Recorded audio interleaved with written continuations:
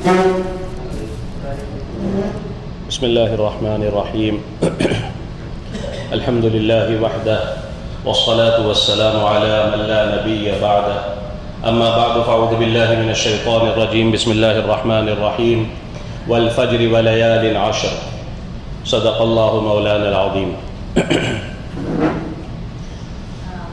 محترم حجاج کرام، ضیوف الرحمن، بھائیوں، بزرگوں، دوستوں اور قابل احترام ماں بہنوں، سب سے پہلی بات تو یہ کہ ہم اللہ تبارک و تعالیٰ کا اس بات پر شکر ادا کریں کہ رب کریم نے اپنے فضل سے، اپنے کرم سے ہمیں مکہ المکرمہ بسہولت و عافیت پہنچا دیا۔ کہیں الحمدللہ۔ سفر کی تعب و تھکان ختم ہو گئی، لیکن نیکیاں ہمیشہ کے لیے اعمال نامے میں ثبت ہو گئی، جمع ہو گئی، الحمدللہ۔ اب مختصر میں اس وقت آج کی اس پہلی مجلس میں مکہ المکرمہ کے پہنچنے کے بعد یہ جو ہماری پہلی نشست ہے، بہت کام کی 2-3 باتیں بس مختصر میں عرض کرنی ہے جس کے لیے آپ کو جمع کیا گیا۔ سب سے پہلے یہ بات ہمارے ذہن میں رہے کہ ہم جس شہر میں قیام کیے ہوئے ہیں یہ کون سا مبارک شہر ہے۔ یہ میرا ایک مستقل لمبا بیان ہے، میں انشاءاللہ کسی وقت اس کو تفصیل سے عرض کروں گا کہ مکہ المکرمہ کے فضائل اور مناقب کیا ہیں۔ پھر حج کے بعد انشاءاللہ ایک وقت وہ بھی آئے گا کہ آپ کی خدمت میں فضائل مدینہ المنورہ زادہ اللہ شرف و کرامہ، سرکار کے مبارک دیار اور شہر کے فضائل اور آداب بھی عرض کیے جائیں گے۔ تو اس وقت ایک بات تو ہمارے ذہن میں یہ رہے کہ ہم مکہ المکرمہ میں قیام کیے ہوئے ہیں۔ میں نے اپنی بمبئی کی نشست اور مجلس میں آپ سے عرض کیا تھا کہ یہاں اللہ کا وہ مبارک گھر ہے کہ جس کے دیدار کے لیے ہزاروں دل بے قرار و مضطرب رہتے ہیں۔ کئی لوگ ہیں جن کی زندگیوں کی تمنائیں ہیں کہ کاش وہ اپنی زندگی میں ایک مرتبہ اللہ کے اس گھر کا دیدار کر لیتے۔ بمبئی شہر میں ایسے لوگوں کو جانتا ہوں کہ جن کی زندگی کی تمنا یہ تھی ایک مرتبہ بیت اللہ کو میں دیکھ لوں، لیکن ان کی تمنائیں ان کے سینوں میں دفن ہو گئی، وہ قبر میں جا کر دفن ہو گئے، بیت اللہ کی حاضری ان کے مقدر نہیں ہو سکی۔ ہم خوش قسمت ہیں، سعادت مند ہیں کہ رب کریم نے اس موسم حج میں ہمیں بیت اللہ کے جوار میں جمع کر دیا۔ اس پر ہم واقعی دل سے جتنا اللہ رب العزت کا شکر ادا کریں وہ کم ہے۔ ہوتا یہ ہے حاجیوں، برسوں کا ہمارا تجربہ یہ ہے کہ آنے سے پہلے تو اپنے ملک میں حاجی بڑا ایموشنل ہوتا ہے اور اس سرزمین کو لے کر بڑا بے قرار ہوتا ہے، لیکن یہاں آنے کے بعد جب عمرہ وغیرہ ہو جاتا ہے تو اس کی وہ بے قراری جو بڑھنی چاہیے، مکہ المکرمہ سے محبت، اللہ کے گھر سے محبت میں جو اضافہ ہونا چاہیے، اگر کوئی ترغیب دینے والا نہ ہو، راستہ دکھانے والا نہ ہو تو ہم نے دیکھا کہ اس میں کمی آتی ہے۔ تو ایک تو اس وقت مکہ المکرمہ کے فضائل جیسے میں نے عرض کیے، مستقل اس کی مجلس ہوگی، آپ کی خدمت میں عرض کیے جائیں گے۔ اس وقت صرف اتنا ذہن میں رکھیں کہ آپ کہاں ہیں، کہ آپ حرم مکہ میں ہیں۔ حرم مکہ وہ مبارک سرزمین ہے، مکہ المکرمہ وہ مبارک سرزمین ہے کہ اس نے انبیاء کرام علیہم السلام کی قدم بوسی کی ہے۔ ابن رجب حنبلی رحمۃ اللہ علیہ لکھتے ہیں کہ حضرت ابراہیم علیہ السلام کے بعد کوئی اللہ کے مقرب پیغمبر، رسول اور نبی ایسے نہیں ہیں جو اس مبارک شہر میں حاضر نہ ہوئے ہوں، اس مبارک شہر کا حج نہ کیا ہو۔ انبیاء کرام علیہم السلام کے قدموں کو اس مبارک زمین نے بوسہ دیا ہے۔ انبیاء علیہم السلام، رسول اعظام علیہم السلام اس مبارک سرزمین پر چلے ہیں۔ اور اس سے بڑھ کر بڑی بات جو ہمارے لیے فخر کی ہے کہ یہ وہ مبارک سرزمین ہے جسے مولد رسول ہونے کا فخر حاصل ہے۔ یہی وہ زمین ہے جہاں سرکار دو عالم، امام الانبیاء، تاجدار مدینہ، محمد الرسول اللہ صلی اللہ علیہ وعلا آلہ واصحابہ وبارک وسلم تسلیما کثیرا کثیرا کی ولادت باسعادت ہوئی۔ انشاءاللہ جو حج کے بعد قریب کے ہوٹل پر منتقل ہوں گے تو عامتاً کسی ٹور میں اس کا انتظام نہیں۔ مجھے ایک شوق، تو ایک بات میں یہ کہہ رہا تھا کہ عام طور پر اس کا انتظام نہیں، لیکن میرا ایک شوق ہے، حالانکہ یہاں وہ ممنوع ہے، پیدل زیارت حرم کے قریب و جوار کی، کہ سرکار دو عالم صلی اللہ علیہ وسلم کا مولد کہاں ہے، آپ کی جائے ولادت کون سی جگہ ہے۔ ایک حاجی کو کس قدر شوق ہوتا ہے کہ وہ سرکار دو عالم امام الانبیاء محمد رسول اللہ صلی اللہ علیہ وسلم کی ولادت کی جگہ کو اپنی آنکھوں سے دیکھے۔ جبل ابو قبیس کون سا پہاڑ ہے، یہ ہسٹوریکل ماؤنٹین، اس کی کیا تاریخ ہے، جبل ابو قبیس کہاں پر ہے، پھر مسجد مدعا جس کو میں نے اپنی آنکھوں سے دیکھا، ایک وقت تھا کہ وہ موجود تھی، پھر حکومت نے مروہ کی طرف کی توسیعات میں اس مسجد کو ختم کر دیا۔ مسجد مدعا یہ کون سی جگہ تھی، اس جگہ کی کیا خاص بات ہے؟ پھر مسجد رایا وہ بھی ختم کر دی گئی، جس کو میں نے اپنی آنکھوں سے کئی مرتبہ دیکھا کہ حضرت رسول کریم علیہ الصلوۃ والسلام فتح مکہ کے موقع پر جب مکہ شریف میں داخل ہوئے تو جہاں آپ نے فتح کا جھنڈا لگایا تھا وہ کون سی جگہ؟ مسجد شجرہ کی تاریخ کیا ہے؟ مسجد جن کی تاریخ کیا ہے؟ مقبرۃ المعلی کہاں پر ہے جہاں صحابہ کرام رضی اللہ تعالیٰ عنہم آرام فرما رہے ہیں؟ سب سے بڑھ کر یہ کہ ہماری والدہ ماجدہ امی جان حضرت خدیجۃ الکبریٰ رضی اللہ تعالی عنہا اس معلّہ میں کہاں آرام کر رہی ہیں؟ سرکار دو عالم صلی اللہ علیہ وسلم کے بیٹے کہاں آرام فرما رہے ہیں؟ اسی طرح آپ کے دادا جان حضرت خواجہ عبد المطلب کی قبر کون سی ہے؟ پورے معلّہ میں ایک ہی درخت نظر آئے گا۔ بعض مورخین کہتے ہیں کہ یہ حضرت خواجہ عبد المطلب کی قبر کے بالکل وہ کون سی جگہ ہے؟ حضرت اسماء رضی اللہ تعالیٰ عنہ کی قبر مبارک مزار اقدس کہاں پر ہیں؟ حضرت عبداللہ ابن زبیر رضی اللہ تعالیٰ عنہ کہاں آرام فرما رہے ہیں؟ اس طرح کی بہت سیاری زیارتیں انشاءاللہ حج کے بعد جب رش تھوڑا کم ہو جاتا ہے، حالانکہ یہاں پر پیدل زیارتوں کی اجازت نہیں، بسوں کی زیارت وہ تو ہم کریں گے، جس میں ہم حج کے بعد دوبارہ ایک مرتبہ مینا، عرفات، مزدلفہ کو، جبل نور کو جسے غار ہیرا بھی کہتے ہیں، غار ثور کو، جبل ثور کو بھی، اور دیگر زیارتیں بھی ہم کریں گے۔ اس طرح بہت ساری زیارتیں ہیں، وقتاً فوقتاً حجاج کرام جو ہمارے ساتھ حج کے زمانے میں بھی کبھی ساتھ ہوتے ہیں تو میں ان کو بہت ساری چیز، منحر ابراہیم کہاں ہے، یہ کون سی جگہ ہے، اس کی تاریخ کہاں ہے؟ ابرہہ پر جو اللہ تبارک و تعالیٰ نے عذاب بھیجا تھا جب وہ برے ارادے سے بیت اللہ کی طرف بڑھا تھا، مزدلفہ اور مینا کے درمیان وادی محصر جس میں فرمایا ارسل علیہم طیرا ابابیل، یہ واقعہ کہاں پیش آیا؟ مسجد بیت عقبہ کہاں ہے؟ بہت ساری زیارتیں، مدینہ شریف تو زیارتوں سے بھرا پڑا ہے، تو وہ ساری زیارتیں ہم انشاءاللہ اس وقت کریں گے انشاءاللہ، اللہ نے چاہا تو موقع محل کے اعتبار سے۔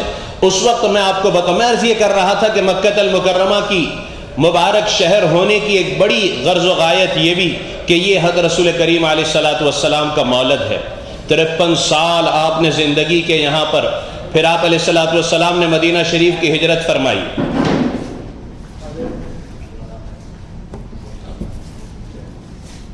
تو میں عرض یہ کر رہا تھا، دیکھیں آپ میری طرف متوجہ رہیں، آنے والے آتے رہیں گے۔ دو تین باتیں صرف آج کی مجلس میں مختصر میں عرض کرنی ہے، آپ حضرات شوق سے سن رہے ہیں۔ سب سے پہلی بات ہمارے خیال میں یہ ہم رہے کہ ہم خوش قسمت ہیں، سعادت مند ہیں، رب کریم کا خصوصی فضل ہمارے ساتھ ہوا کہ اس وقت موسم حج میں ہم مکہ المکرمہ میں ایام حج کے انتظار میں ہیں۔ یہ وہ مبارک شہر ہے کہ رب کریم نے اپنے گھر کے لیے اس سرزمین کا انتخاب فرمایا۔ آپ اندازہ لگائیں، اللہ رب العزت اپنے گھر کے لیے دنیا کی کسی بھی زمین کا انتخاب کر سکتے تھے، لیکن رب کریم نے اپنے گھر کے لیے جس زمین کا انتخاب فرمایا وہ مکہ المکرمہ ہے۔ یہ وہ مبارک زمین ہے کہ یہاں ایک نماز حرم مکی میں کوئی ادا کر لے 1,00,000 نمازوں کے برابر ہے۔ اسی پر بعض علماء کہتے ہیں یہاں کی ہر نیکی 1,00,000 نیکی کے برابر ہے۔ تو ہم اس مبارک سرزمین پر، اس کے فضائل بہت زیادہ ہیں، میں اس کو یہیں پر سمیٹ رہا ہوں کہ اس مبارک سرزمین پر جو اس قدر فضائل اور مناقب کے مالک ہے ہم قیام کیے ہوئے ہیں۔ دوسری مختصر بات جو آپ کو بہت زیادہ خوش کرے گی، ابھی مغرب ہوگی انشاءاللہ، اور مغرب کی نماز کے بعد مملکہ کی طرف سے چاند کے دیکھنے کا انتظام ہوگا۔ بہت زیادہ قوی امکانات ہے کہ آج چاند کی رؤیت ہو جائے اور ذوالحجہ کے مبارک مہینے میں ہم داخل ہو جائیں گے۔ اشہر حج جو ہے، حج کے مہینے، وہ شوال، ذوالقعدہ اور ذوالحجہ کے یہ ابتدائی دن اسے حج کے مہینے کہلائے جاتے ہیں۔ اب چاند جیسے ہی نظر آ گیا تو بہت مختصر میں، یہ بھی ایک مستقل میرا بیان ہے، فضائل ذوالحجہ اور اس کی پہلی 10 راتوں کی فضیلت۔ میرے پاس اتنا زیادہ وقت نہیں، زیادہ وقت آپ کا لینا بھی نہیں چاہتا، صرف اشارتاً کہ آج اگر چاند نظر آ گیا جیسے کہ امکانات ہیں تو آج کی رات ذوالحجہ کے پہلے عشرے کی پہلی رات ہوگی۔ یہ راتیں جو آج سے شروع ہو رہی ہیں یہ اس قدر مبارک رات ہے کہ میں بہت زیادہ تفصیل میں جانے کے بغیر صرف قرآن کریم کی وہ آیت جو میں نے خطبہ مسنونہ میں تلاوت کی اس کو آپ کو سناؤں، جس سے اندازہ ہوگا کہ یہ آج سے جو راتیں شروع ہوگی وہ کس قدر فضائل کی مالک ہے۔ ہمارے یہاں ہند و پاک میں اور ایشیا میں شب برات، شب قدر، شب معراج اور ان راتوں کا تو اہتمام مسلمانوں کے یہاں ہے، ہونا بھی چاہیے، لیکن عام طور پر ہمارے یہاں ان راتوں کا اپنے ملک میں بھی اتنا اہتمام نہیں ہوتا، حالانکہ یہ وہ مبارک راتیں ہیں کہ ان 10 راتوں کی قرآن کریم نے قسم کھائی ہے۔ اللہ رب العزت کہہ رہے والفجر ولیال عشر ولیال عشر، ہمیں قسم ہے 10 راتوں کی۔ ابن کثیر رحمۃ اللہ علیہ اور دیگر تمام مفسرین نے لکھا کہ جمہور کہہ رہے ہیں کہ اللہ رب العزت نے جن 10 راتوں کی قسم کھائی ہے وہ یہ ذوالحجہ کی پہلی 10 راتیں ہیں۔ بخاری شریف کی روایت ہے، رسول کریم علیہ السلام نے ارشاد فرمایا، جس کا مفہوم و خلاصہ کہ ان 10 دنوں میں بندوں کے کیے جانے والے اعمال اللہ کو اس قدر محبوب اور پسندیدہ ہیں کہ اس کے علاوہ کے ایام میں اور کوئی دن ایسا نہیں جس میں اللہ رب العزت کو کیے جانے والے اعمال اس قدر محبوب و پسندیدہ ہوں۔ صحابہ نے سوال کیا، یا رسول اللہ کے راستے کے جد و جہد اور مجاہدے کا اس سے بھی ان راتوں کی فضیلت اور ان ایام و لیالی کی فضیلت زیادہ ہے؟ ہاں، یہ کہ آپ علیہ السلام نے آگے کچھ شرائط بتا کر کچھ لوگوں کو اس سے مستثنیٰ کیا۔ تو آپ اندازہ لگائیں کہ آج سے جو راتیں شروع ہو رہی ہیں کتنی مبارک راتیں ہوگی کہ قرآن جن 10 راتوں کی قسم کھا رہا ہو۔ بعض علماء نے اس کے بڑے فضائل لکھے ہیں کہ اس کی ایک دن کی عبادت ایک سال کی عبادت کا ثواب رکھتی ہے۔ بعض علماء کے نزدیک اس پر بڑا آپس میں علمی بحث ہے کہ یہ دن جو ہے یہ رمضان المبارک کے آخری عشرے کے دنوں سے بہتر ہے، یہ رات رمضان المبارک کے آخری عشرے کی کہانی نہیں، وہ تو لیلۃ القدر ان راتوں میں موجود ہے، تو راتیں تو وہ 10 راتیں زیادہ افضل ہیں جو رمضان کے آخری عشرے کی ہے۔ لیکن بعض علماء کہتے ہیں یہ دن اتنے افضل اور بہتر ہے کہ یہ ذوالحجہ کے 10 دن یہ رمضان کے آخری عشرے کے 10 دنوں سے بھی زیادہ بہتر ہے۔ یہ بعض علماء کی رائے ہے، کہتے ہیں وہ اس لیے کہ ان 10 دنوں میں یوم العرفہ موجود ہے۔ کہ حج کیا ہے؟ سرکار دو عالم صلی اللہ علیہ وسلم سے جب پوچھا گیا تو سرکار نے ارشاد فرمایا الحج العرفہ، کہ حج عرفات میں پہنچنے کا نام یوم العرفہ۔ 9 ذی الحجہ کا ظہر کا وقت داخل ہوا، یہاں سے لے کر 10 کی صبح صادق تک کوئی عرفات سے 1 ساعت کے لیے گزر بھی گیا تو وہ حاجی ہو گیا۔ باقی تفصیل میں نے بتائی ہے کہ نکلنا نہیں ہے جب تک کہ سورج غروب نہ ہو جائے، 9 کے غروب تک رکنا واجب ہے۔ اگر کوئی پہلے نکل گیا تو حج تو ہو گیا لیکن اس پر دم آئے گا۔ تو بہرحال علماء فرماتے ان دنوں میں چونکہ یوم العرفہ ہے تو بعض علماء تو یہاں تک لکھ گئے کہ رمضان کے آخری عشرے کے دنوں سے بھی یہاں کے 10 دن یہ افضل اور بہتر ہیں۔ اب آپ میری بات کو سمجھنے کی کوشش کریں، میں نے یہاں تک جو اتنی لمبی تمہید میں نے باندھی کہ آپ دنیا کے افضل ترین مقام پر سال بھر کے افضل ترین دن اور رات میں جمع ہے۔ ایک طرف شہر اتنا زبردست کہ اس کی نیکی 1 لاکھ، اس کی فضیلت اتنی زیادہ، اس کے ثواب اتنا زیادہ، اور پھر آپ جس موسم میں پہنچے ہیں وہ سال بھر کا نیکیوں کا موسم ہے۔ ہم ہر سال پہنچتے ہیں یہاں تو ہم کو 5 ذی الحجہ ہو جاتی ہے، 6 ذی الحجہ، حد سے 3 دن پہلے 4 دن پہلے پہنچتے ہیں۔ اس سال بڑے مسائل ہوئے، سعودی ایئر لائنز کے 10 چارٹرڈ فلائٹ کینسل ہوئے بمبئی سے۔ ہر ٹور نے اپنے گروپس کو 2-2 3-3 فلائٹ میں ڈیوائیڈ کیا، بڑی مشکلات ہوئی ٹکٹس کی اس سال، تو مجبوراً ہمارا سفر بھی 21 تھا، لیکن ان ساری مجبوریوں کی وجہ سے ہم کو 16 کو روانہ کیا گیا۔ تو یہ ایک زمانے کے بعد میرے لیے بھی پہلا موقع ہے کہ میں ذوالحجہ کا چاند دیکھنے سے پہلے الحمدللہ موجود ہوں۔ تو میں اپنے آپ سے ابھی بات کر رہا تھا، خود اپنے آپ سے، کہ کس قدر خوش قسمت ہوں کہ مجھے ہر سال تو موقع ملتا تھا 3 راتیں 4 راتیں مبارک راتوں میں سے یہاں ملتی تھی، لیکن اس مرتبہ پوری کے پوری 10 راتیں چاند ذوالحجہ کا مملکہ کے افق پر طلوع ہوتا اس سے پہلے اللہ نے ہمیں مکہ المکرمہ پہنچا دیا، اور 1 دن پہلے ہمیں عمرے سے بھی فارغ، تھکان سے بھی فارغ، تعب سے بھی فارغ، لو اب چاند نظر آیا، کرو استقبال کتنا کرتے۔ تو حاجیوں نیکی کے موسم میں اب میں آخری اہم بات آپ سے عرض کرنے چلا ہوں کہ دیکھو ہم سب ماشاءاللہ اکثر تاجر ہیں، میں نے جیسا عرض کیا میری بھی اپنا بزنس تجارت ہے۔ تاجر سیزن میں کتنا زیادہ جو ہے وہ یعنی سیریس رہتا ہے، کتنا فکر مند رہتا ہے۔ ہم ہماری مارکیٹ میں دیکھتے ہیں بعض مرتبہ سیزن کا موقع ہے، رات میں دکان بند کر رہے ہیں تو میں نے کبھی ارے تیرے ٹفن میں اتنا وزن، کھانا؟ ارے بولے بھائی فرصت ہی نہیں ملی کھانا کھانے کی، وہ کھانا نہیں کھایا، ارے بولے بھائی ٹائم ہی نہیں ملا، سو جا ابھی کھاتا ہوں، اتنی کسٹمر، اتنی گراکی۔ پھر بولتا ہے کاروباری آدمی بولتا ہے ارے بولے بھائی 5-10 دن کی سیزن ہوتی ہے، کھاتے رہیں گے سال بھر میں۔ بیوی کا فون آیا کہ سنو ذرا جلدی آؤ نا، میرے کو کہیں چھوڑ دو نا، ذرا بائک پر ڈراپ کر دو۔ بولے ذرا بھی نہیں بولنا، سیزن چل رہی ہے۔ ہمیشہ ایک فون پر چلا جاتا تھا، لیکن ابھی سیزن ہے تو ہم بمبئی والے اس لیے تھوڑا سا آپ کو اپنی پریکٹیکل بات، ارے ذرا بھی نہیں ہے تو ٹیکسی پکڑ، اولا سے جا، کیسے بھی جا، میرے کو بہت کام ہے، تو رکھ فون جلدی، بہت کسٹمر کھڑے ہیں۔ تو گھر والوں کے تقاضے قربان، کھانا قربان، بھائی سیزن ہے۔ آپ کو اللہ تبارک و تعالیٰ نے مجھ کو اور آپ کو نیکیوں کے سیزن میں اس مبارک مقام پر پہنچایا۔ میں آپ کو اور اپنے آپ کو تھوڑا اس وقت جھنجھوڑنا چاہتا ہوں، اور حاجیوں میں ماشاءاللہ اتنی اچھی کوالٹیز ہے کہ جب بھی میرا یہ پہلا بیان ہوتا ہے، اور مکے میں کئی جگہ پر میرے بیانات الحمدللہ ہوتے ہیں، تو وہاں سے بھی یہ خبر کہ الحمدللہ حاجیوں کی تو روٹین ہی بدل گئی۔ اب ہم نے آرام کر لیا، اب اپنا وقت آپ بالکل ضائع نہ کریں. آپ اپنی زندگی کے سب سے گولڈن لمحات ہیں جو یہاں گزار رہے ہیں. آپ کو اندازہ نہیں ہے کہ کتنے گولڈن لمحات ہیں. اور یہ جو ایسا لگ رہا ہے نا کہ بھائی ماشاءاللہ ہم کو تو 46 دن مل گئے، 46 ڈیز کا سفر، یہ 46 دن اتنے تیزی سے گزریں گے کہ آپ کو ایسے لگے گا ایک ہوا کا جھونکا تھا جو آ کر چلا گیا. الحمدللہ ہر سال مکہ المکرمہ میں سال میں کئی دفعہ اللہ اپنے فضل سے بلاتے ہیں. حج کے موقع پر تو عامتاً 32 دن 33 دن 30 دن تو ہمیشہ رہنے کا موقع ملتا ہے. جب میں 32 دن 33 دن کے بعد طواف وداع کرتا ہوں تو ایسا لگتا ہے کہ 1 مہینہ ہو گیا. ابھی تو آئے تھے، ابھی چند دن پہلے کی بات، ہم بس سے اترے تھے نظام میں، وقت پورا ہو گیا. بہت تیزی کے ساتھ حاجیوں وقت گزرتا ہے. حاجی کو اپنے وقت کے ضائع کرنے کا افسوس اس وقت ہوتا ہے جب وہ طواف وداع کے لیے جاتا ہے، اور اس سفر کے آخری طواف کی نیت سے جب طواف شروع کرتا ہے، میں بتا نہیں سکتا حاجی کی کیا کیفیت. اس وقت وہ افسوس کرتا ہے کاش کچھ کر لیا ہوتا. اس لیے حاجیوں آپ کو اپنے وقت کا نظام الاوقات بنانا ہے، لیکن ساتھ ساتھ اس کا خیال رکھنا ہے، کیونکہ اس سال ہمارے ساتھ سفر میں تھوڑے سے ضعیف بوڑھے زیادہ ہیں. کیونکہ پچھلے سال جو حج ہوا تھا اس میں ایک تو کوٹا بہت 10 لاکھ کا کوٹا تھا، لیکن 9,60,000 لوگوں نے، اس میں بھی ایک ایج لمٹ تھی پچھلے سال کہ اس ایج کے اوپر کے لوگ حج نہیں کر سکتے. تو بڑی عمر کے لوگ پچھلے سال حج میں شامل نہیں ہو سکے تھے. اس سے پچھلے 2 حج ہوئے تھے، وہ تو ایسے حج تھے کہ ہم بھی، آپ یقین جانے ایام حج پر مجھ پر کیا گزرتی تھی کہ ہم بھی شریک نہیں ہو سکے. دنیا کا کوئی ملک شریک نہیں ہو سکا. ایک بہت محدود سے عملے نے یہاں پر جو موجود خوش قسمت تھے انہوں نے اس کو حج کو ادا کیا.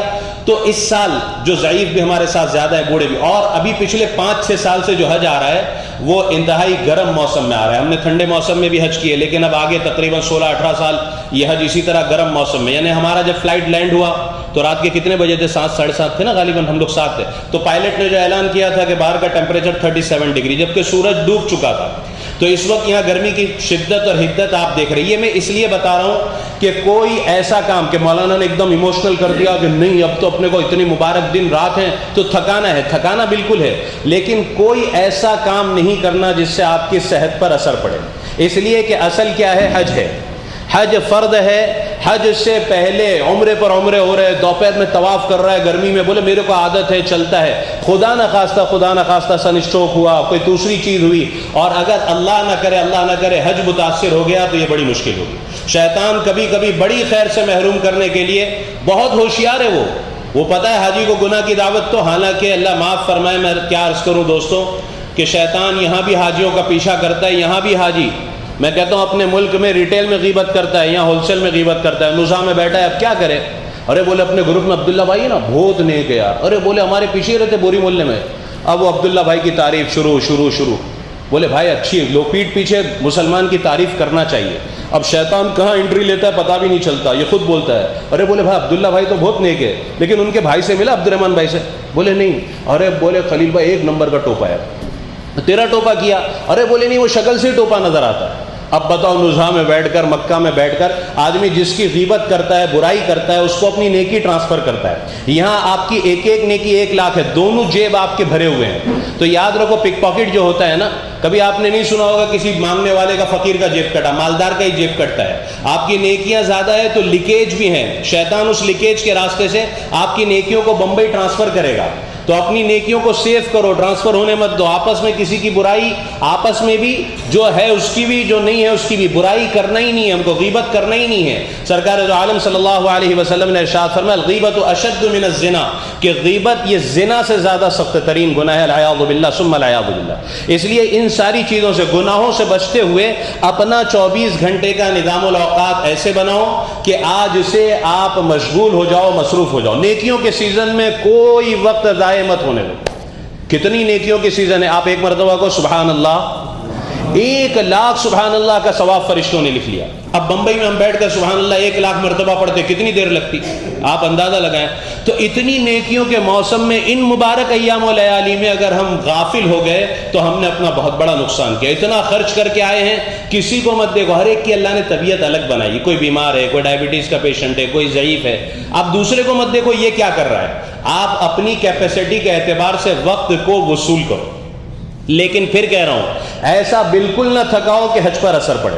اس لیے کوشش یہ کرو کہ نظام الاوقات اگر ایسی بن سکے کہ دھوپ کے وقت آپ آرام کرو، کمرے میں سو، اور جو دھوپ کے علاوہ کا وقت ہے اگر آسانی سے ہو جائے، بعض لوگ ایسے کہ ان کو جمتا ہی نہیں ہے، بولے اپنے کو دن میں نیند آتی ہی نہیں ہے، رات میں ہی آتی، تو الگ بات ہے، لیکن اگر کوشش کر سکتے ہو تو دھوپ کا وقت جو ہے نا وہ اس کو سونے میں گزارو، اور اس کے علاوہ کا وقت کی ترتیب حرم جانے آنے کی آپ بنا سکتے ہیں۔ یہاں سے گیٹ سے آپ باہر نکل کر بائیں ہاتھ پہ مڑیں، تھوڑا سا چل کر حی الزہرا، حی امام بخاری رحمۃ اللہ علیہ جو ہے اسے یو ٹرن لو، سیدھا سامنے روڈ آئے گا، روڈ کراس کرو، 8 نمبر بس سیدھے اجیاد پر اتارتی ہے نا، جو لی میریڈین والا روڈ ہے، ہم لوگ جہاں اترے تھے وہ اجیاد نہیں، 2 اجیاد ہیں، ایک اجیاد سود، ایک اجیاد مسافی، لی میریڈین والے روڈ پر آپ کو اتارے گی، سامنے حرم ہے، آپ جا سکتے ہیں۔ لیکن میں پھر کہوں گا دھوپ میں طواف بالکل نہ کرو، دھوپ میں، کیونکہ ہم لوگ انڈیا والے اس کے متحمل نہیں ہے کہ اتنی تیز دھوپ، اور حج کو ہر وقت فوکس رکھو، ایسا کوئی کام نہیں، پانی کا استعمال زیادہ سے زیادہ کرو، پانی پیو زیادہ سے زیادہ، اگر خدا نخواستہ کسی کو چکر آ رہے ہیں تو آپ کو ایک میڈیکل جو کٹ باکس دیا گیا اس میں الیکٹرول ہے، انرجل ہے، اس کو پانی میں گھول کر بوٹل میں اس کو تھوڑا پیو، صحت کا خیال رکھو، صحت کے تعلق سے انتہائی فکر مند رہو، تو صحت کے خیال کے ساتھ، لیکن اس کا یہ مطلب نہیں کہ حج پر سارا فوکس صحت کا خیال تو پھر ابھی بیٹھے ہی رہتے حج کے بعد کریں گے، نہیں بھائی بیٹھنا نہیں ہے، نیکیوں کا سیزن ہے، نیکیوں کا موسم ہے، جو کمزور ہیں حرم وہ جائیں، جو جانے آنے کا راستہ سمجھ سکتے ہیں، چلنے کی طاقت رکھتے ہیں وہی جائیں، ورنہ جو بیچارے معذور ہیں، راستہ سمجھ میں نہیں آتا، وہاں جا کر بھی تو پھر بھائی ان کی مجبوری ہے، یہاں بیٹھے بیٹھے وہ اپنے آپ کو اعمال میں مشغول رکھیں، اب مجبوری، لیکن جو سمجھدار ہے جا سکتے ہیں وہ ضرور جائیں حرم، لیکن وقت کی ترتیب، اپنا نظام الاوقات، نمازوں کے اوقات آپ کو پتہ ہونی چاہیے۔ اب دیکھیں ہم حاجی ہیں، اگر خدا نہ خواستہ یہاں فجر کی نماز قضا ہو رہی ہے تو پھر کہاں ملے گی فجر کی نماز؟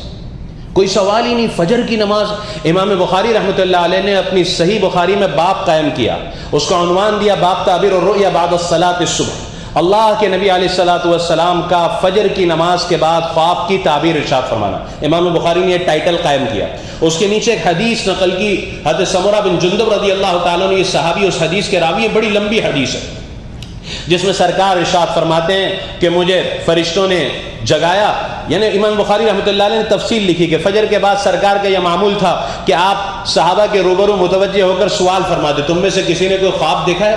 اور کوئی خواب دیکھا ہوتا تو وہ آقا کو خواب بتلاتا، آپ اس کی تعبیر ارشاد فرماتے۔ خواب کی تعبیر یہ مستقل ایک فن ہے، میرے بیانات میں اور بھی ساری موقع تفصیلات آئے گی۔ ایک صبح اللہ کے نبی علیہ الصلوۃ والسلام نے، دیکھیں میں آقا کا جب بھی نام لوں سارا مجمع زور سے کہا کرے صلی اللہ علیہ وسلم، سرکار دو عالم صلی اللہ علیہ وسلم نے ارشاد فرمایا میں نے آج رات خواب، اور آپ نے اپنا طویل خواب کے 2 فرشتے آئے، مجھے کہا یا رسول اللہ چلیے، اور آپ نے جا کر بہت سارے فرشتوں نے آپ علیہ الصلوۃ والسلام کو بہت سارے عذابات دکھائے، کچھ لوگوں کو عذاب ہو رہے، اس میں آقا فرماتے مجھے دکھایا کہ ایک آدمی چت لیٹا ہے اور دوسرا آدمی اس کے سر پر ایک بڑی پتھر کی چٹان، بخاری شریف کی حدیث سنا رہا ہوں، اس کو اس قدر زور سے مارتا ہے کہ اس کا سر پیچھے پورا سر کچل جاتا ہے، لہو لہان، خون زخمی ہو جاتا ہے، پتھر لڑک کر دور جاتا ہے، وہ فرشتہ اس پتھر کو لینے جاتا ہے، اس کا سر پہلے جیسے صحیح تھا ویسے صحیح ہو جاتا ہے، پھر پتھر کنٹینیو اسی عذاب میں مبتلا ہے، آپ اندازہ نہیں کر سکتے اس آدمی کی تکلیف اور شدت کا، بولنا سننا الگ چیز ہے، حقیقت الگ چیز ہے، آپ اندازہ لگائیں کہ کسی کے سر پر بار بار پتھر کی چٹان ماری جا رہی ہو، کیا حال ہوگا اس کی تکلیف۔ آپ علیہ الصلوۃ والسلام سرکار تو رحمت للعالمین تھے، اللہ اکبر۔ میں آگے کی مجلسوں میں حج کے بعد سرکار کا مقام و مرتبہ جب مدینہ شریف کا ہمارا سفر ہوگا عرض کروں گا۔ آپ علیہ الصلوۃ والسلام نے پوچھی یہ کس لیے ہو رہا ہے؟ فرشتوں نے اول تو کہا یا رسول اللہ آگے چلیں، ہم آپ کو آگے بتائیں گے، آگے دوسرے بہت سارے عذابات کے بعد آپ کو بتایا کہ یا رسول اللہ اسے یہ عذاب اس لیے ہو رہا تھا کہ یہ نیند کی وجہ سے فجر کی نماز قضا کر دیا کرتا تھا۔ آج ہمارا کتنا ہندوستان کا مسلمان ہے جو بولتا ہے مولانا 4 ٹائم کی تو پڑھتا ہوں، فجر میں آنکھ نہیں کھلتی، انا للہ و انا الیہ راجعون، کیسے آنکھ نہیں کھلتی؟ اور یہاں اگر فجر قضا ہو رہی ہے تو اس سے بڑی مصیبت کیا ہو سکے گی؟ یہ تو آدمی کی فکر پر ہے، بولے وہاں تھکان اتنی تھی، بھائی تھکان اتنی ہو لیکن فلائٹ کا ٹائم ہو، کوئی دوسرا کام ہو تو کیسے؟ اور تھوڑا سا مجاہدہ تو ہے یہاں پر اس وقت صبح صادق یعنی تہجد کا وقت ختم ہو کے فجر کا وقت جو شروع ہو رہا ہے آپ اس کو نوٹ کریں، اس کا وقت ہے 4:11۔ 4:11 پر فجر کا وقت داخل ہو رہا ہے۔ اور یہ جو مسجد شربت علی ہے یہ ہے، ہمارے ساتھی لوگ اس کو شربت علی کہہ رہے ہیں، وہ شربت علی نہیں ہے، یہاں کا ایک سعودی خاندان ہے جس کا سرنیم ہے شربت علی، عین نہیں ہے اس میں، وہ شربت علی نے اس کو بنایا اس مسجد کو۔ بہرحال تو 4:11 پر بعض ہمارے حاجی کہہ رہے تھے اذان کی آواز نہیں آتی، تو اکثر قبروں میں تو آ رہی ہے، آپ کو پتا ہو، خاص کر کے میری ماں بہنوں کو پتا ہو، 4:11 پر فجر کا وقت شروع ہو جاتا ہے۔ اب آپ اندازہ لگائیں یہاں فجر اس وقت کتنی جلدی ہے. اگر تھوڑی سی غفلت ہوئی تو فجر قضا. میں آپ کو سارے وقت بتا دوں گا کہ فجر کا وقت کب تک رہتا ہے, طلوع آفتاب, اشراق کب, چاشت کب, ظہر کا وقت, عصر کا وقت, مغرب کا, عشاء کا وقت. یہ خاص کر کے ماں بہنیں بھی ذہن میں رکھیں, مرد بھی ذہن میں رکھیں, نماز قضا کسی قیمت پر نہیں ہونی چاہیے. اچھا یہ مبارک راتیں ہیں. میں یہاں بڑے بڑے مجموع میں, بامبے کے بڑے بڑے ٹورس میں بیان کا موقع ملتا ہے. حج کے بعد جب میں بیانات کرتا ہوں 20 دن 25 دن ہو جاتے ہیں آپ کے, تو میں ساتھ ہوں سفر میں, تو میں آپ کو پہلے میں ان سے پوچھتا ہوں بھائی آپ کتنے دن سے مکہ میں ہوگا؟ 20 دن سے, 22 دن سے. کل بھی آپ مکے میں تھے کا؟ بالکل یہیں تھے, کہاں جائیں گے؟ تو میں ان سے سوال کرتا ہوں آپ میں سے کتنے ہیں جنہوں نے کل 8 رکعت تہجد کی نماز پڑھی ہو؟ تو ایک آدمی ہاتھ, 2 آدمی ہاتھ اٹھائے بس. اگر یہاں ہم لوگ تہجد کی, اور پھر یہ ذی الحجہ کا چاند آج نظر آنے کے پورے امکانات ہیں. آج سے ذی الحجہ کی پہلی رات ہے. اس مبارک رات میں جس کی فضیلت آپ کو بتا چکا ہوں کہ قرآن کہہ رہا ہے وَلَيَالٍ عَشْرٍ, ہمیں قسم ان 10 راتوں کی. ان مبارک 10 راتوں میں جو حاجی حج کے لیے آیا ہوا ہے, مکہ مکرمہ میں قیام کیا ہوا ہے, وہ یہاں تہجد نہیں پڑھے گا تو پھر کہاں پڑھے گا؟ یہاں تو ہم لوگ, میں کہہ رہا ہوں کہ دھوپ کے وقت میں دن میں سوئیں ناشتہ کر کر, ظہر پڑھ کے کھانا کھا کے اور قیل اللہ کر لیں, پھر اب عصر سے پہلے جو اٹھیں تو کوشش کریں, اگر جو جوان ہیں, صحت مند ہیں, جو اس کو کر سکتے ہیں کہ رات میں نہیں بھی سوئیں گے تو چلے گا. ہاں جو ضعیف ہے, بیمار ہیں, جن کی طبیعت وغیرہ بگڑتی ہے اور رات کی نیند نہ ملنے سے, وہ ہرگز ایسا نہ کریں حج ہے, لیکن حج ہے کر کے بیٹھنا بھی نہیں ہے. تو کوشش کریں جو کر سکتے ہیں کہ وہ رات کو دن اور دن کو رات بنا دیں. اب ہوگا کیا کہ اگر آپ رات کو دن بناتے ہو نا, تو یہاں سے رات میں آپ حرم جائیں کھانا وانا کھا کر, اور پوری رات حرم میں رہیں, وہاں آپ طواف کریں ماشاءاللہ, اور اپنی تہجد کی نماز پڑھیں, فجر پڑھ کر آئیں, ناشتہ کر کے آپ اللہ طول سو جائیں, کوئی مسئلے کی بات نہیں. اس کا کیا فائدہ ہوگا؟ اس کا فائدہ یہ ہوگا کہ آپ کو طواف میں دھوپ نہیں ملے گی. اس وقت ابھی وہی سلسلہ ہے کہ صرف احرام والوں کو ہی نیچے مطاف میں, لیکن پچھلے سال حج میں مجھے بڑی فکر تھی کہ یہ کورونا سے شروع ہوا ہے, کیا ہوگا جب طواف زیارت کا وقت آئے گا.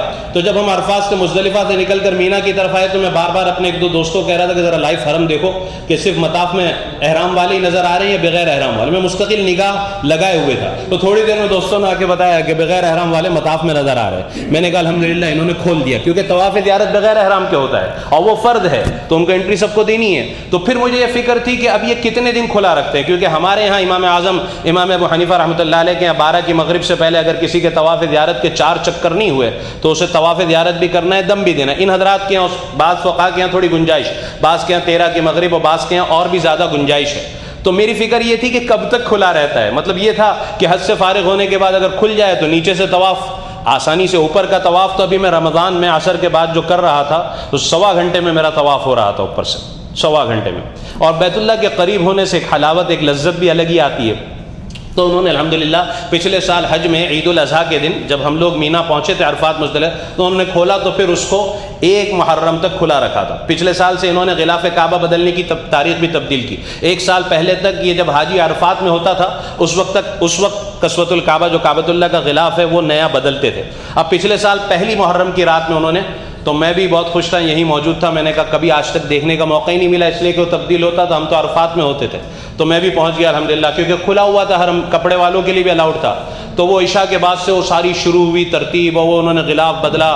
پھر رات میں 1:30-2 بجے سے انہوں نے بغیر احرام والوں کو پکڑنا شروع کیا. مجھے تو کچھ نہیں, لیکن میں دیکھ رہا تھا, اور میں نے کہا اس سے پہلے کہ مجھے بھی کہیں, پھر میں 1:30-2 بجے, مجھے بھوک بھی لگ رہی تھی, استنجا کا بھی تقاضا مغرب سے پہلے سے اندر موجود تھا.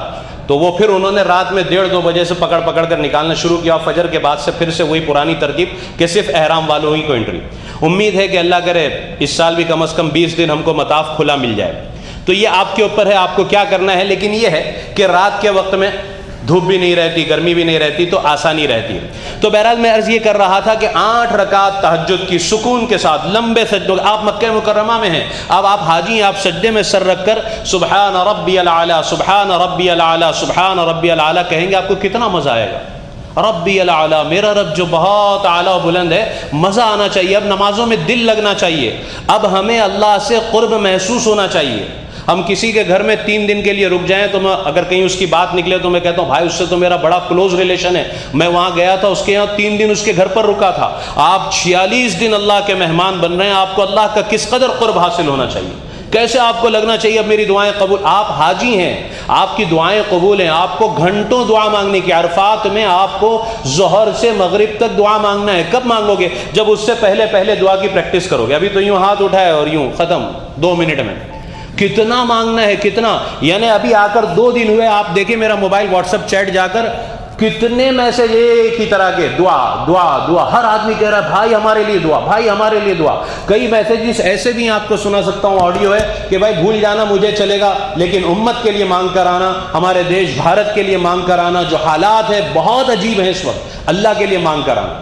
تو ہم کو ابھی سے اللہ سے مانگنا شروع کرنا ہے, اللہ تبارک و تعالیٰ کو منانا شروع کرنا ہے. تو آپ اندازہ لگائیں کہ کتنے ہم بیزی ہیں, کتنی بڑی ذمہ داری. آپ یہ مت سمجھو کہ آپ ایسے ہی, آپ کے اور میرے کاندھوں پر اس وقت ہندوستان کے کم از کم ایٹ لیسٹ ہمارے ملک کے, ورنہ ساری دنیا کے مسلمانوں کی ذمہ داری ہمارے کاندھوں پر ہے.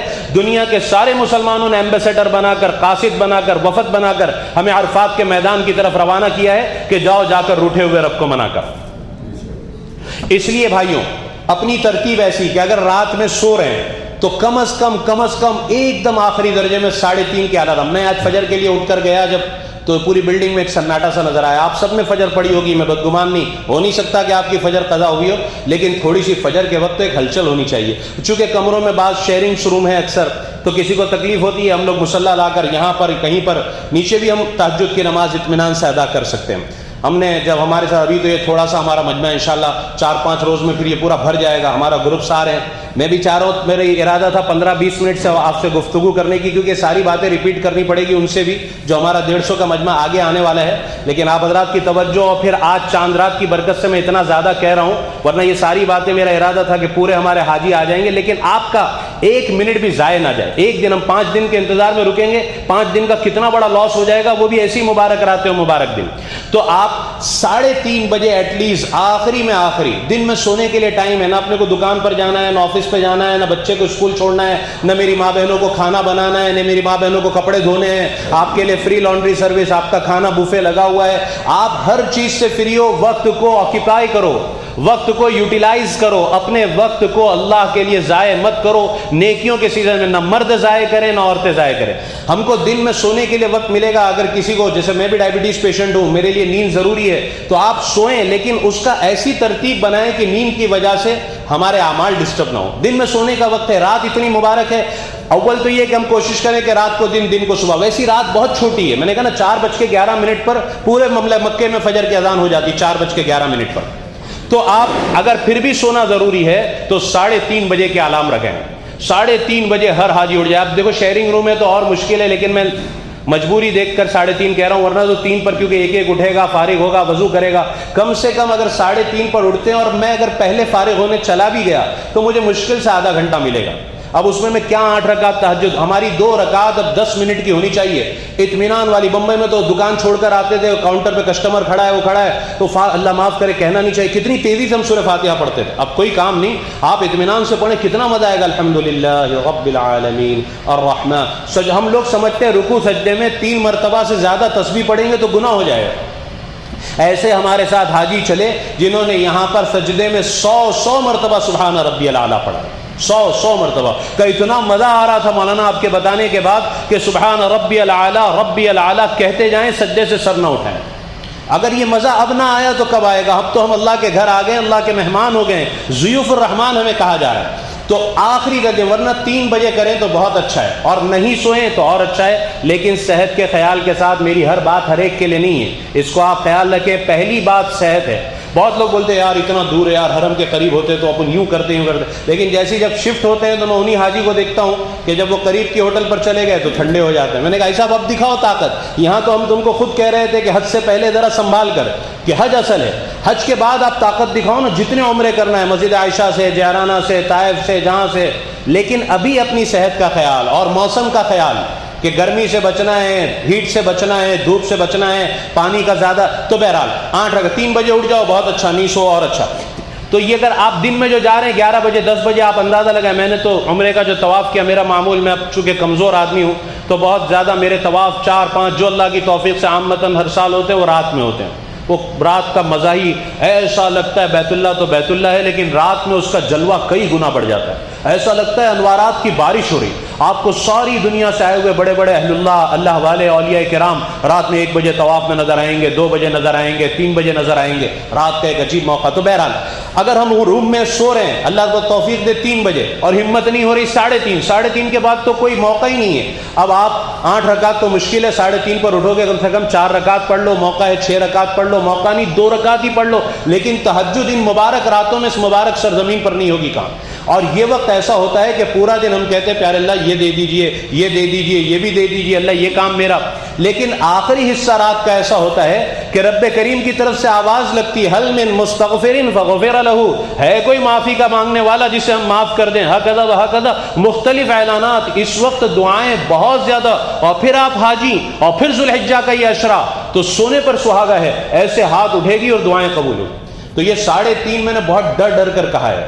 2:30 بجے ہو جائے اور اچھا، 3 تو بہت آخری، کوئی کمزور ضعیف وہ آخری میں 3:30 پر رات میں تہجد 8 رکعت، اور پھر اس کے بعد دعا 4:11 پر فجر کا وقت شروع ہوتا ہے. 2 رکعت سنت. حضرت رسول کریم علیہ الصلوۃ والسلام سرکار کی سنت مبارکہ یہ تھی کہ آپ اپنے حجرے میں 2 رکعت سنت پڑھ کر تشریف لے جاتے تھے. گھر سنت فجر کی کمرے میں ادا کر جانا یہ بہتر ہے. حالانکہ آقا علیہ الصلوۃ والسلام کا حجرہ ہم سب دیکھیں گے کب انشاءاللہ جب مدینہ شریف جائیں گے. او ہو میں کیا عرض کروں، مدینہ منورہ، اللہ اکبر، کیا عجیب شہر ہے، کیا نورانیاں تو برکات ہیں. بہرحال تو آپ حجرے سے تو بہتر یہ ہے کہ ہم اسی کمرے میں اگر سہولت ہو، کسی کو تکلیف نہ ہو، 2 رکعت. پھر سرکار دو عالم صلی اللہ علیہ وسلم کے متعلق کہ آپ فجر کی 2 سنتوں میں اور مغرب کی 2 سنتوں میں اہتمام سے پہلی رکعت میں سورہ کافرون قل یا ایھا الکافرون اور دوسرے میں سورہ اخلاص قل واللہ احد پڑھا کرتے تھے. پھر آپ کی نفل میں بھی یہی معمولات تھے. اس لیے تحیۃ الاحرام میں، واجب الطواف میں آپ علیہ السلام اہتمام سے اس کی تلاوت فرمایا کرتے تھے. تو اب آپ سنت پڑھیں. اس کے بعد اگر فجر کی نماز کا وقت ہے، جیسے ہماری ماں بہنیں گھر میں ادا کر رہی ہیں، کوئی مرد کسی وجہ سے اگر وقت ہے تو اس میں درمیان میں تھوڑا سا اللہ کا ذکر بھی کر لیں. بعضی کتابوں میں آتا ہے کہ 100 مرتبہ اگر کوئی پڑھ لے سبحان اللہ وبحمدہ سبحان اللہ العظیم استغفر اللہ، اس کی اتنی فضیلت علماء نے لکھی ہے، اتنی فضیلت کہ میں آپ کو بتا نہیں سکتا. بڑے بڑے کام اللہ آپ کے بنا دیں گے. کتنی دیر لگتی ہے؟ بہت چھوٹی سی تسبیح سبحان اللہ العظیم سبحان اللہ وبحمدہ سبحان اللہ العظیم استغفر اللہ، بس اس کو پڑھنا ہے. اگر اللہ توفیق دے یہاں آ کر اللہ کا نام نہیں لیں گے تو کہاں لیں گے؟ فجر کی نماز اگر وقت ہے اور ذکر کا موقع ہے تو میں آپ کو بہت ڈرتے ڈرتے کہہ رہا ہوں کم از کم 25 مرتبہ تو آپ کلمہ طیبہ کا ورد کریں. اللہ کی محبت کے ساتھ، جیسے مشائخ بتاتے ہیں، اپنے دل کی طرف توجہ کر کر کہ دل سے دنیا نکل رہی ہے اور رب کریم کی محبت اس دل میں آ رہی ہے، اپنے دل کی طرف متوجہ ہو کر محبت کے ساتھ مرد بآواز بلند اور میری ماں بہنیں آہستہ آواز کے ساتھ، تھوڑی سی ایک دم چیخ کر نہیں، تھوڑا بآواز بلند اپنے کانوں تک آواز ہے، محبت کے لا الہ الا اللہ لا الہ الا اللہ لا الہ الا اللہ لا الہ الا اللہ لا الہ الا اللہ. کتنا مزہ آئے گا. 100 مرتبہ تو کم از کم ہونا چاہیے. میں ہر چیز ڈرتے ہوئے منیمم بتا رہا ہوں 25 کہ ان کو شوق دلاؤ. جب یہ خود کریں گے مزہ آئے گا تو 25 کا 100 خود ہی کر لیں گے. جب 25 کی نیت سے آپ شروع کریں گے نا، 25 پہ آپ رکو گے نہیں، وہ خود بخود آگے اتنا مزہ آئے گا. پھر اس کے بعد دوسری تسبیح جو ہے نا وہ الا اللہ کی پڑھیں. الا اللہ الا اللہ الا اللہ الا اللہ الا اللہ الا اللہ. پھر آپ اللہ رب العزت کا نام محبت سے 100 مرتبہ یا 25 مرتبہ اللہ اللہ اللہ اللہ اللہ اللہ اللہ اللہ اللہ اللہ اللہ اللہ اللہ اللہ اللہ اللہ اللہ اللہ. کتنا مزہ آ رہا ہے بتائیں. پھر 100 مرتبہ صرف اس میں اللہ کو کہیں محبت کے ساتھ، اللہ اللہ اللہ اللہ اللہ اللہ اللہ اللہ اللہ اللہ. اس مبارک شہر میں، ان مبارک ایام و لیالی میں ہماری زبانیں، یہ اس لیے کہا جاتا ہے کہ ہماری زبانیں اللہ رب العزت کے نام سے مانوس ہو. ہماری زبان پر کتنا افسوس ہے کہ رب کریم کا نام ہی نہیں آتا. اور ایک کام یہاں پر ذکر کی بات آئی تو میں نے بمبئی میں کہا تھا کہ مدینہ شریف کی بڑی تیاری ابھی سے کرنا ہے. یہ میں نے آپ کو بمبئی میں بتایا تھا، کچھ لوگ نہیں تھے. ایک ہمارے بنگلور کے دوست مجھے مطاف میں ملے ایک سفر میں، آنکھیں بالکل سرخ لال. میں نے کہا سلام کے بعد طبیعت ٹھیک نہیں؟ کہا نہیں، طواف وداع کر چکا ہوں، مدینہ شریف کی طرف رخصت ہو رہا ہوں. بڑا نیک تھا، اللہ والوں کی صحبت یافتہ، صالحین کا صحبت یافتہ تھا. مجھے پتا تھا اس نے. میں نے اس سے کہا کہ مدینہ شریف جا رہے ہو؟ کہاں مدینہ شریف. میں نے کہا سچ بتانا سرکار کے لیے کیا ہدیہ لیا ہے، کیا تحفہ لیا ہے؟ تو وہ خاموش ہو گیا. اللہ والے اپنی نیکیوں کو چھپاتے ہیں. کہنے لگا کہ میں کیا بس گنہگار آدمی ہوں، اور میں نے کہا نہیں سچی بتاؤ، میں بھی کروں گا ثواب، تمہارا اخلاص کہیں نہیں جائے گا۔ خیر بہت دیر باتوں میں جب میں پیچھے ہی پڑا رہا، اس نے کہا یار تم تو پیچھے پڑ گئے۔ کہنے لگا بس کچھ نہیں، میں نے 40,000 مرتبہ درود پاک پڑھ کر تیار کیے۔ کتنی مرتبہ؟ میں نے بمبئی کا ایک مشہور ٹور ہے، کچھ سالوں پہلے یہاں مکہ مکرمہ میں انہوں نے دعوت دی، مدینہ شریف جا رہے ہیں ذرا سا کچھ ہمارے حاجیوں سے، تو میں چلا گیا، بات کی۔ تو بات کرتے ہوئے میں نے اپنے دوست کا واقعہ سنایا کہ اس نے 40,000 مرتبہ درود پاک پڑھ کر تیار کیا ہے مدینہ شریف کی حاضری کے لیے۔ دعا کے بعد ایک بہن آئی، بمبئی آگری پاڑا کے بمبئی کے پوش علاقے میں رہنے والی ایک بہن، کہنے لگی بھائی 1 منٹ۔ میں نے کہا جی۔ میں نیچے نگاہیں جھکائے ہوئے تھا۔ کہنے لگی آپ نے اپنے دوست کا سنایا 40,000، وہ کہنے لگی میں نے 1,00,000 مرتبہ درود پاک پڑھ کر تیار کیا، درود پاک پڑھ کر تیار۔ ہمارے ساتھ کرلا کے ایک دوست 1 سال حج میں چلے، اسی گروپ میں جس گروپ میں ہم ہیں، اور اللہ نے دوسرے سال بھی قبول کیا۔ میں نے دیکھا بہت کثرت سے درود شریف پڑھ رہے ہیں۔ میں نے کہا ریاض بھائی ابھی کل رات میں بھی ان کا میسج تھا، تو میں نے کہا سچی بتاؤ کتنی مرتبہ ہوا درود پاک؟ تو کہنے لگے پچھلے سال تو بہت دیر سے پتہ چلا تھا آپ کی، لیکن اس مرتبہ وہ کہنے لگے کہ ہم نے اسامہ کو 6 مہینہ پہلے پاسپورٹ دیا، تو کہنے لگا میں نے 6 مہینہ پہلے سے تیاری کی مدینہ شریف کی، اور وہ مجھے کہنے لگا میں 2,00,000 مرتبہ درود پاک پڑھ چکا ہوں۔ ابھی میرا بھتیجا عمرے پر، وہ ہم لوگ مکہ مکرمہ ہو کر مدینہ شریف پہنچے، وہ سیدھے مدینہ منورہ آئے، تو 10 سال کی عمر سعد، تو اس کے ہاتھ میں اس نے وہ تسبیح پہنی ہوئی تھی مدینہ شریف مسجد نبوی۔ میں نے کہا سعد کیا پڑھ رہا ہے؟ کہا درود شریف۔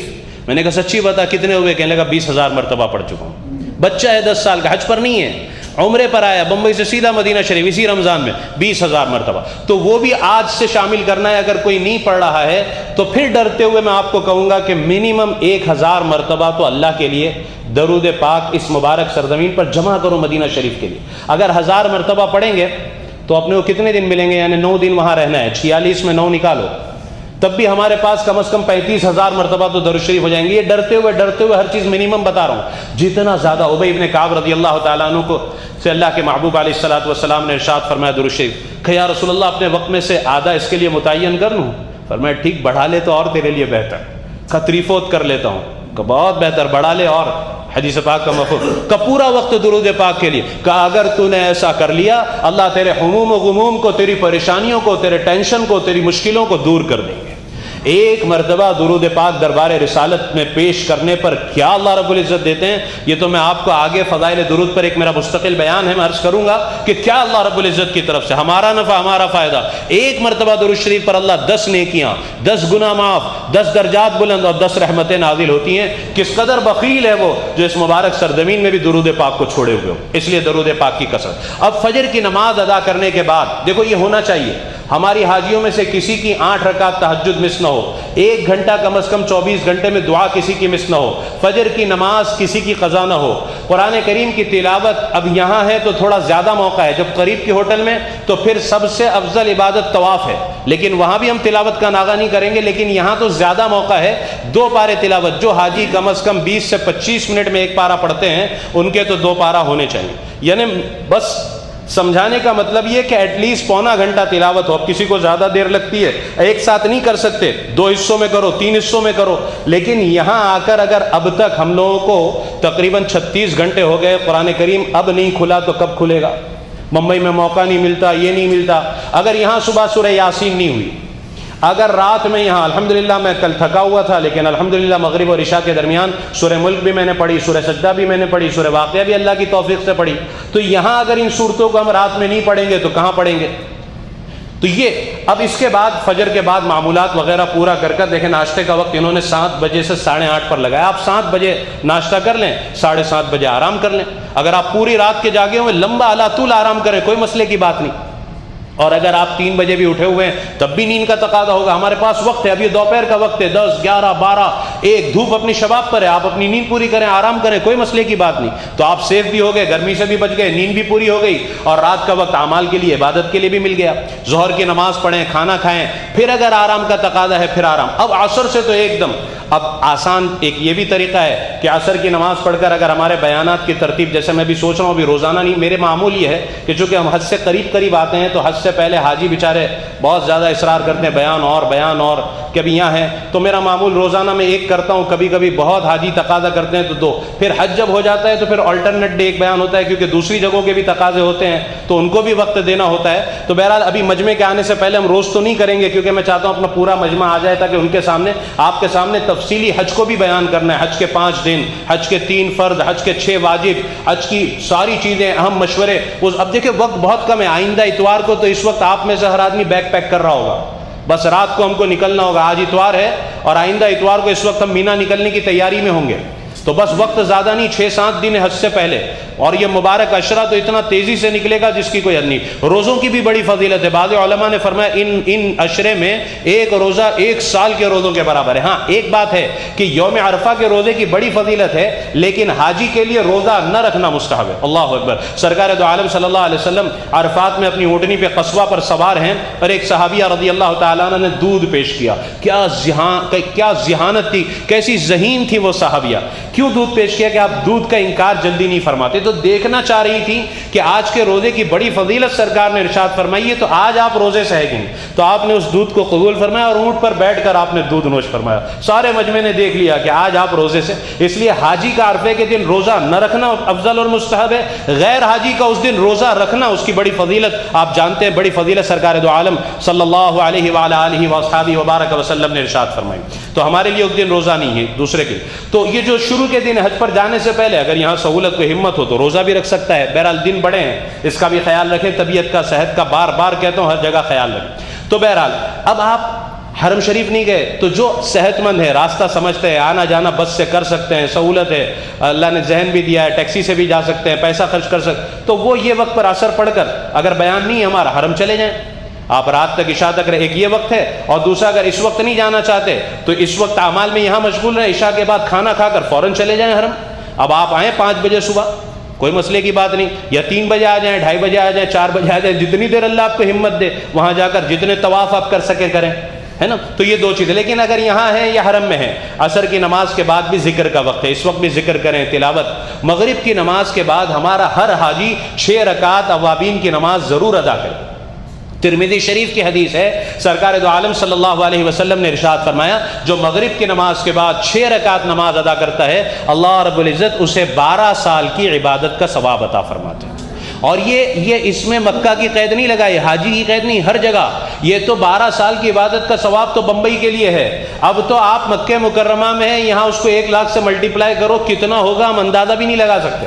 تو اب اگر یہاں ہم اوابین نہیں پڑھیں گے تو کہاں پڑھیں گے؟ ہم لوگ سمجھتے تھے شب برات میں ہی پڑھنی ہے، نہیں، یہ تو سال بھر کی عبادت، وہ رات تو شب برات بڑی رات ہے تو اس میں تو ضرور پڑھیں گے، لیکن اس کے علاوہ اب یہ بھی بڑی راتیں ہیں، بڑے دن ہیں، تو اوابین کی 6 رکعت ہمارا ہر حاجی، کوئی بھائی کوئی بہن اسے مس نہ کرے۔ کتنی دیر لگتی ہے 6 رکعت پڑھنے؟ بتاؤ، 6 رکعت آپ کی 12 منٹ میں ہو گئی، 10 منٹ میں ہو گئی، 12 سال کی عبادت کا آپ کو ثواب مل جائے۔ سورہ ملک پڑھیں، سورہ سجدہ پڑھیں، سورہ واقعہ پڑھیں، یہ 3 سورتیں، سورہ واقعہ کو سورۃ الغنی کا، مغرب کی نماز کے بعد سورۃ الواقعہ کی تلاوت ہر آدمی کرے۔ سورہ ملک فرمایا یہ عذاب قبر سے مانع ہوتی ہے، اس طرح پر پھیلا دیتی ہے اور عذاب، تو مغرب کی نماز کے بعد سورہ ملک، سورہ سجدہ اور سورہ واقعہ، اس 3 سورتوں کی تلاوت کریں۔ اس کے علاوہ جس عمل میں چاہیں آپ اپنے آپ کو لگا سکتے ہیں۔ پھر عشاء کی نماز پڑھیں، عشاء کی نماز کے بعد آپ آئیں کھانا کھا کر۔ اب یہ چونکہ میں تھوڑا سا اس میں کنفیوز ہو رہا ہوں کہ اس میں کچھ لوگ عصر سے عشاء کی ترتیب والے ہیں اور کچھ عشاء کے بعد سے صبح تک کی ترتیب والے ہیں، تو اس کو اپنے اعتبار سے، لیکن 8 رکعت تہجد،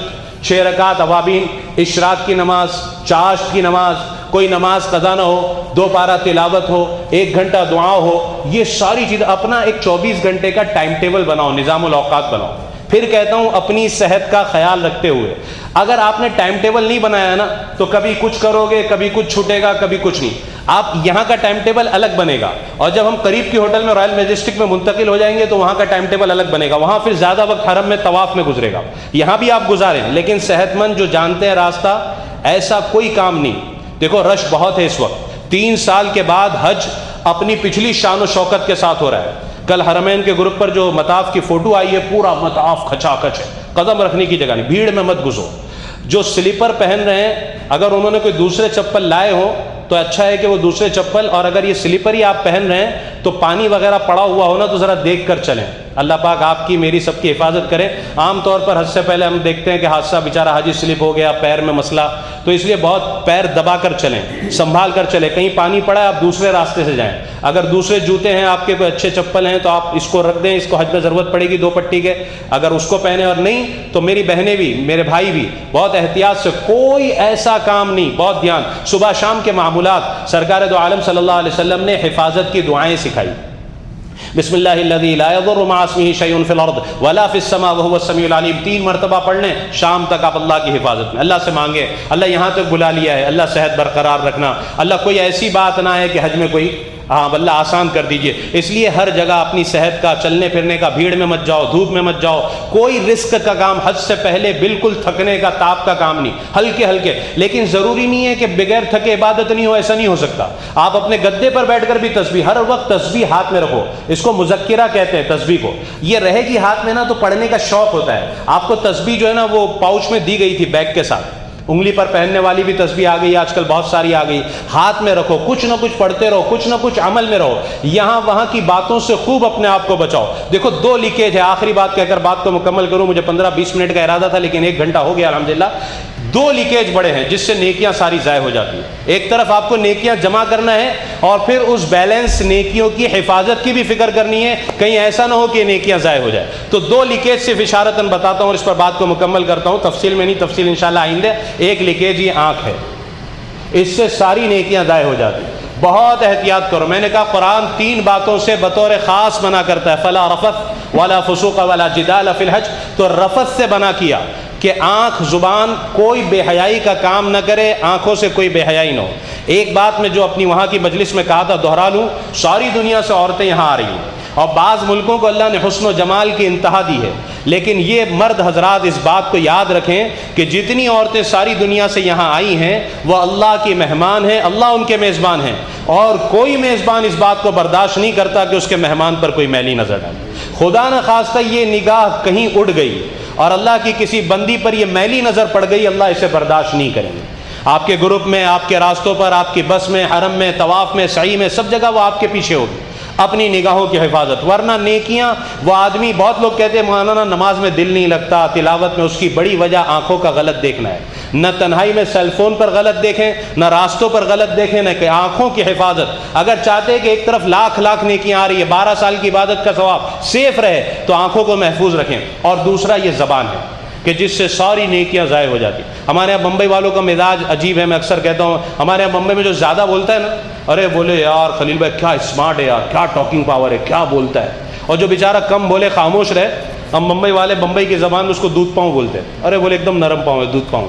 انا للہ و انا الیہ راجعون، یہ غلط تھنکنگ پتہ نہیں ہماری کہاں سے بنی۔ جو کم بولے خاموش رہے وہ ہوشیار ہے، جو زیادہ بولے، میں نہیں کہتا کیا ہے وہ آپ خود سمجھ لو، زیادہ بولنا یہ کوئی ہوشیاری کی علامت نہیں۔ اب کام نہیں ہے، نظام میں بیٹھے ہیں، ادھر کی ادھر کی، ایران کی توران کی، حاجی کو ایک ٹاپک دے دو، یہاں کے ٹیکسی والے، یہاں کے شورتا، فضول پر گھنٹوں ہم برائیاں دیکھنے نہیں آئے ہیں، ہم بس اچھائیاں دیکھیں، ہم اللہ کے مہمان ہیں۔ کوئی محل میں طلب کیا جائے اور وہ وہاں محل کی یہ برائی کا نکل ہمارے محل سے، یہ سب وقت اپنا ضائع کرنا ہے۔ ہمارے اس ٹاپک ہاں ہمارے کو اللہ نے بہت صلاحیت دی ہے، ہم اعلیٰ افسران تک بات پہنچا سکتے ہیں، کچھ حل کر سکتے ہیں، تو اچھی بات ہے۔ خالی آپس میں اس ٹاپک پر بحث کر اپنے وقت کو ضائع کرنا میں نہیں سمجھتا کہ کچھ اچھی بات ہے۔ اس لیے وقت کی خوب حفاظت، آنکھوں کی حفاظت، زبان کی حفاظت، 24 گھنٹے کا اپنا نظام الاوقات بنائیں اور خوب اچھے سے اچھا وقت گزاریں۔ مغرب سے سیزن تو ہمارا چل ہی رہا تھا، ایک سپر سیزن ابھی تھوڑی دیر میں شروع ہونے جا رہا ہے۔ اپنے وقت کو بالکل ضائع نہ کریں۔ پھر اس جملے کو دہراتا ہوں، ہم اپنی زندگی کے سب سے گولڈن لمحات ہیں جو یہاں گزار رہے ہیں، اس لیے انشاءاللہ اپنے وقت کو وصول کریں گے انشاءاللہ۔ نماز، اعمال، تلاوت، ذکر، ذرا بھی وقت کو ضائع مت کرو، کام میں لگو۔ دیکھو سب سے اچھی چیز کام میں لگنا ہے۔ فرصت جو ہے نا، فرصت یہ ساری برائی اور بیماریوں کی جڑ ہے۔